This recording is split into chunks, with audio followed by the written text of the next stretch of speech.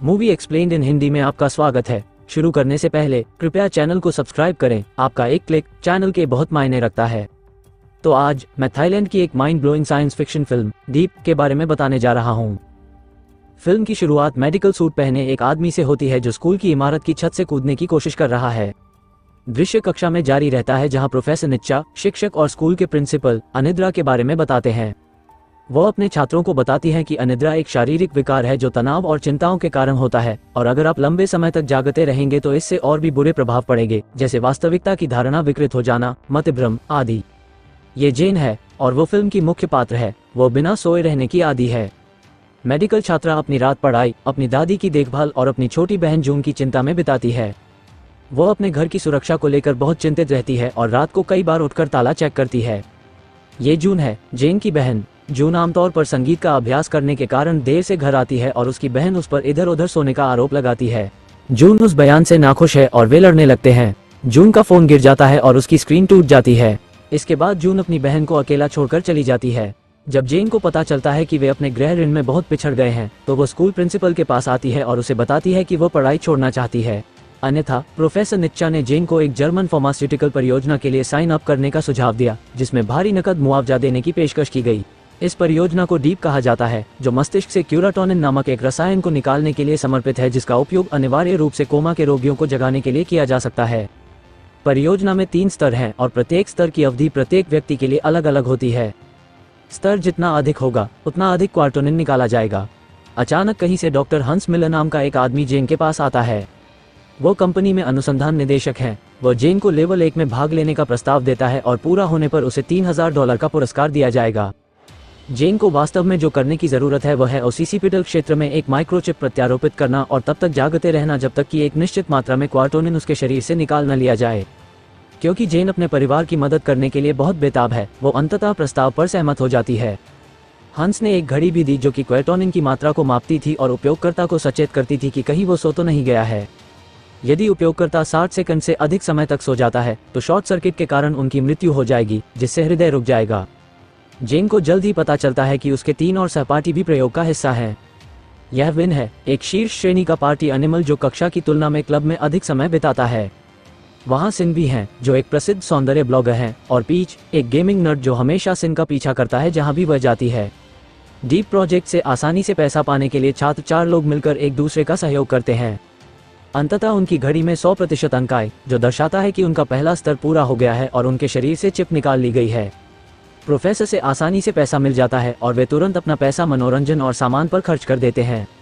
जेन अपनी बहन को एक नया फोन देती है और सिन उस पैसे को स्तन प्रत्यारोपण पर खर्च करने का फैसला करती है। आप जानते हैं कि मेरा क्या मतलब है। गेंदबाजी खेलते समय सिन अपने दोस्तों को बताती है कि हाल ही में कोई उसका पीछा कर रहा है और उसे संदेह है कि यह जर्मन कंपनी से है। अचानक जेन ने विषय बदल दिया और अपने दोस्त से पूछा कि क्या वे डीप प्रोजेक्ट के अगले स्तर में भाग लेना चाहते हैं और उनमें से सभी ने आसानी से पैसा मिलने के कारण सहजता से हाँ कह दिया। अगले दिन वे फिर से जर्मन कंपनी की प्रयोगशाला में इकट्ठा होते हैं और डीप लेवल 2 के लिए तैयार होते हैं। इस बार उन्हें ज्यादा क्वार्टोनिन का उत्पादन करने की जरूरत होगी, इसलिए लगभग 5 दिन तक उन्हें बिल्कुल भी नींद नहीं आएगी। वे पहले थोड़ा हिचकिचाते हैं लेकिन जब उन्हें पता चलता है कि उन्हें $15,000 का भुगतान किया जाएगा तो वे अचानक प्रस्ताव स्वीकार कर लेते हैं।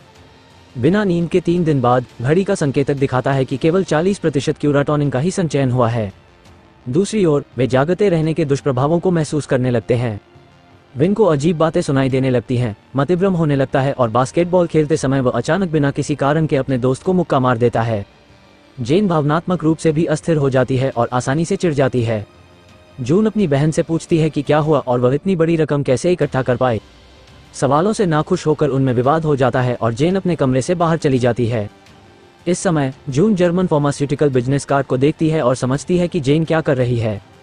अगले दिन अनिद्रा से पीड़ित समूह कैंटीन में मिलता है और शिकायत करता है कि क्वार्टोनिन का प्रतिशत लगातार कम होता जा रहा है। इस समय जेन को पता चलता है कि विन के पास समूह के बाकी लोगों की तुलना में अधिक क्वार्टोनिन प्रतिशत है और उसे पता चलता है कि चलते रहने से प्रतिशत तेजी से बढ़ेगा।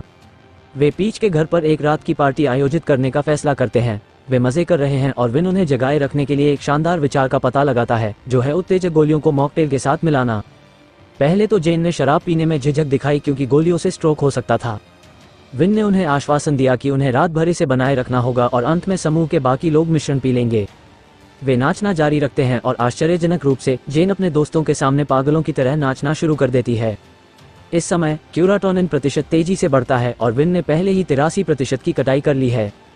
शौचालय से बाहर निकलने के बाद सिन गलती से पीच के कमरे में चली जाती है और उसे पता चलता है कि पीच ही वो है जो हर समय उसका पीछा करती रही है। सिन बहुत सदमे में है और अचानक बेहोश हो जाता है। स्थिति अराजकता में बदल जाती है। उन्हें उसे जगाने की जरूरत है जबकि घड़ी में समय चलता रहता है। सौभाग्य से, क्योंकि वे सभी मेडिकल छात्र हैं, वे अंतिम सेकंड में विन को जगाने में कामयाब हो जाते हैं और इस बिंदु पर वे अंततः 100% क्वार्टोनिन प्राप्त करने में कामयाब हो जाते हैं। अगले दिन वे कंपनी में वापस आते हैं और बताते हैं कि वे लेवल 3 पर आगे नहीं बढ़ेंगे। डॉक्टर उन्हें इलाज जारी रखने के लिए लगातार मना रहे हैं क्योंकि उनसे बेहतर यह काम किसी ने नहीं किया है। डॉक्टर बच्चों को भारी मात्रा में धनराशि भी प्रदान करते हैं जो कि $30,000 है, लेकिन नहीं तो नहीं ही है। वे प्रस्ताव को अस्वीकार कर देते हैं और कमरे से बाहर चले जाते हैं। जीवन आगे बढ़ता है क्योंकि वे डीप में वापस न जाने का फैसला करते हैं। उस तनावपूर्ण क्षण के बाद से सिन फिर से पीच से बात करने को तैयार नहीं है। भले ही पीच कबूल करता है कि वो सिन को पसंद करता है और सारा पीछा इसलिए होता है क्योंकि वो उसकी परवाह करता है। फिर हम उस दृश्य पर जाते हैं जहां विन जेन को एड शीरन कॉन्सर्ट में उसके साथ आने के लिए कहता है, लेकिन जेन ने प्रस्ताव को अस्वीकार कर दिया और कहा कि उसके पास ऐसा करने के लिए समय नहीं है। जेन फिर घर की ओर चलना जारी रखती है जब वो अचानक एक लाश को देखती है जो अपनी कलाई पर दीप प्रोजेक्ट की घड़ी पहने हुए है और स्क्रीन पर 0 सेकंड चल रहा है। आधी रात को जेन की दादी को अचानक स्ट्रोक आता है और उन्हें आईसीयू में ले जाना पड़ता है। अस्पताल में जेन जून से मिलती है और कहती है कि वे अस्पताल का शुल्क वहन नहीं कर सकते और उन्हें अपनी दादी को दूसरे अस्पताल में ले जाना होगा।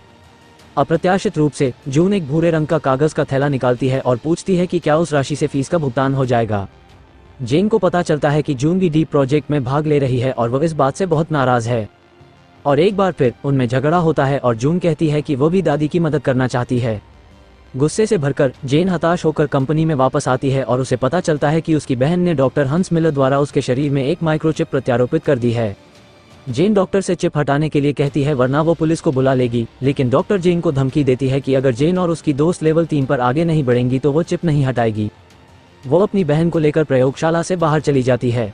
वो अपने अनिद्रा से पीड़ित दोस्तों से मिलती है और मदद की भीख मांगती है, लेकिन विन को छोड़कर समूह के अधिकांश लोगों ने डीप लेवल 3 में भाग लेने से इनकार कर दिया क्योंकि यह आत्महत्या के समान था और फिर उन्होंने उन्हें छोड़ दिया। सोने से पहले सिन और पीच को अपनी यादें ताज़ा हो जाती हैं जब वे एक दूसरे के साथ मस्ती कर रहे थे और इसके लिए दोषी महसूस कर रहे थे। अगले दिन जेन अपनी बहन और विन के साथ प्रयोगशाला में वापस जाती है और पाती है कि पीच पहले से ही उनका इंतजार कर रही है। आश्चर्य की बात है कि सिन भी आता है और समूह डीप लेवल 3 के लिए डॉक्टर मिलर से मिलना जारी रखता है।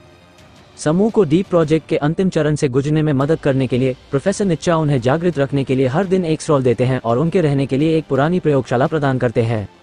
प्रिंसिपल ने यह भी कहा कि अगर उन्हें मदद की जरूरत हो तो वे कभी भी उन्हें फोन कर सकते हैं। प्रत्येक दिन ठीक चलता है जब तक कि वे प्रयोग के 6ठे दिन तक नहीं पहुंच जाते, जहां समूह फिर से मतिभ्रम करना शुरू कर देते हैं। अचानक सिन शौचालय में चिल्लाती है, कांच तोड़ती है और कांच से अपना चेहरा खरोंचती है। सिन पागल हो जाता है और जेन और उसकी बहन को दोषी ठहराता है कि उनके कारण उसका चेहरा बकवास जैसा दिखता है। माहौल गर्म होने लगता है और वे एक दूसरे से लड़ने लगते हैं। विन ने पीच पर हमला किया और कहा कि कोई उसके जैसे बीमार हारे हुए व्यक्ति के साथ दोस्ती करना चाहता है और इस वजह से विन को उसके चेहरे पर मुक्का मारना पड़ा। वर्तमान स्थिति को देखते हुए जेन घबरा जाती है और प्रिंसिपल को खोजने के लिए दौड़ती है। जेन को एक कमरा मिलता है और कमरे में प्रवेश करते समय जेन को ये जानकर बहुत आश्चर्य होता है कि इतने समय से प्रोफेसर उन पर नजर रख रहे हैं। जेन को ये भी पता चलता है कि डॉक्टर हंस मिलर सिर्फ एक भूमिका है और वास्तविक डॉक्टर नहीं है। जेन अपने दोस्तों के पास लौटती है और अपने दोस्तों को तुरंत पुलिस को बुलाने का आदेश देती है क्योंकि प्रोफेसर निच्चा डीप प्रोजेक्ट का मास्टरमाइंड है। लेकिन वे सिग्नल तक नहीं पहुंच पाते और जब वे भागने की कोशिश करते हैं तो उन्हें बाहर से बंद कर दिया जाता है। प्रिंसिपल इंटरकॉम से कॉल करती है और कहती है कि वो 100% क्यूराटोनिन की कटाई के बाद या उनके मरने के बाद चिप निकालेगी। अंततः वे 7वें दिन तक पहुंच गए हैं। देखे जाने का एहसास होने पर सिन सभी सीसीटीवी नष्ट कर देता है और विन अचानक बेहोश हो जाता है। यह महसूस करते हुए कि छात्रों में से एक बेहोश है, प्रोफेसर निच्चा कमरे में आते हैं और विन को अपने कमरे में लाने में कामयाब हो जाते हैं। अचानक किसी ने प्रोफेसर को पीछे से मारा और वो नीचे गिर गई। अप्रत्याशित रूप से विन ही मौत से वापस आता है। समूह प्रोफेसर के कमरे में इकट्ठा होता है और बताता है कि उन्होंने सीसीएल का इस्तेमाल किया है जो हृदयघात का कारण बन सकता है और मौत का नाटक कर सकता है। प्रोफेसर निच्चा बताती हैं कि फिल्म की शुरुआत में कूदने वाला आदमी जैड था जो 24 साल पहले उनका प्रेमी था। जैड बचने में सक्षम था, लेकिन कोमा से बाहर निकलने के लिए जैड को निश्चित मात्रा में क्यूराटोनिन का इंजेक्शन लगाने की जरूरत है। इसीलिए प्रोफेसर निच्चा ने नींद से वंचित मानव मस्तिष्क से क्वार्टोनिन निकालने के लिए डीप प्रोजेक्ट की शुरुआत की। खुद को घिरा हुआ महसूस करते हुए प्रोफेसर निच्चा एक सिरिंज पकड़ते हैं और जेन को दवा का इंजेक्शन देते हैं और वह अचानक गिर जाती है। जब सिन और पीच प्रिंसिपल को रोकने की कोशिश करते हैं तो विन और जून जेन को जगाने की कोशिश करते हैं। समय पहले ही 60 सेकंड बीत चुका है लेकिन जेन अभी भी कोई प्रतिक्रिया नहीं दिखाती है। इससे वे पूरी तरह निराशा की स्थिति में पहुंच गए। जब जून रोती है और अपनी बहन की छाती पर वार करती है तो अचानक जेन जाग जाती है।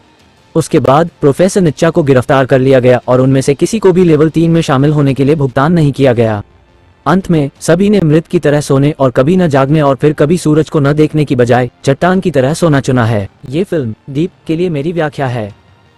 तो दोस्तों, आप लोग फिल्म के बारे में क्या सोचते हैं कमेंट में लिखें। इस तरह के और वीडियो के लिए चैनल को सब्सक्राइब करें, नोटिफिकेशन चालू करें और चैनल की मदद करने के लिए लाइक करें। देखने के लिए धन्यवाद। ये फिल्म दीप